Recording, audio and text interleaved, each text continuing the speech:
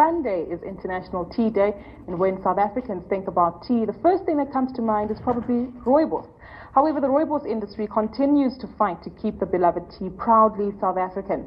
This as the South African government attempts to trademark rooibos in the European Union to counteract a French company's attempt to trademark the name rooibos. To discuss the trademark as well as what it means for South Africa's rooibos producers, we joined on the line now by Professor Owen Dean, Chair of Intellectual Property Law at Stellenbosch University. Prof, could you paint a picture for us perhaps as to how far we are regarding the trademark saga for rooibos? Well, rooibos is not strictly speaking a trademark. It is what is referred to as a geographical indication. Namely, it is a mark which suggests that a product comes from a particular area and that its characteristics are influenced by the area from which it comes.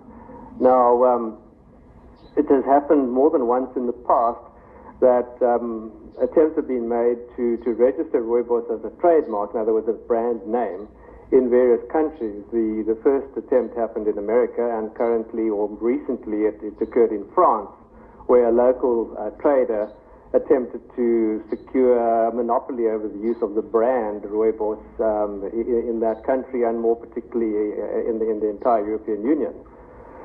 Now, until very recently, our government and the rooibos producers had done very little to protect rooibos as a trademark, or as more correctly a geographical indication. But happily, steps were taken recently, and the Minister of Trade and Industry published a notice under the Merchandise Marks Act, in terms of which a particular mark or the use of a mark can be prohibited unless it is used subject to certain conditions. And the conditions that were imposed in the case of rooibos was that the mark had to be applied to the product coming from the Cederberg area, the product that we know as rooibos.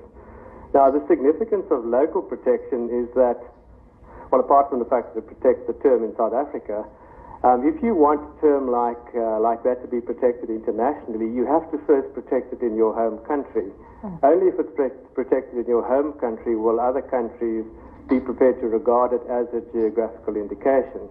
So it was very significant and very important that South Africa should take some steps to protect rooibos locally.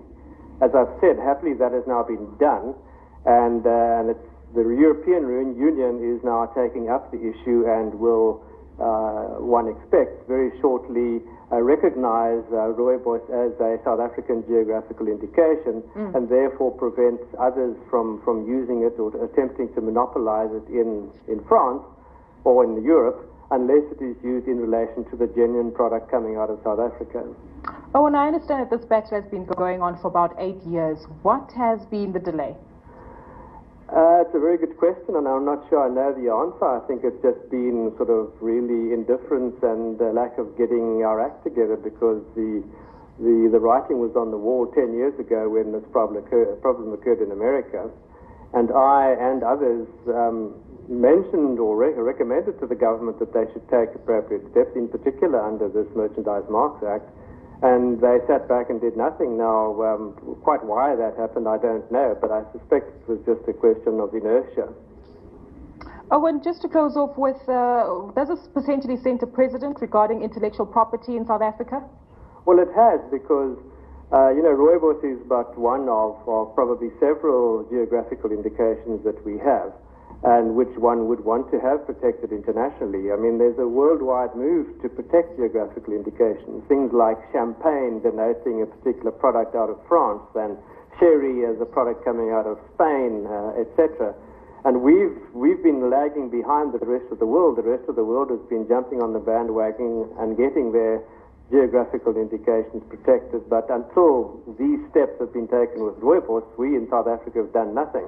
But we've only done it so far in relation to rooibos and honeybush, and we need to look at all the other geographical indications that need to be protected. Well, Professor Owen Dean there, thank you so much for your time. He is the Chair of Intellectual Property Law at Stellenbosch University.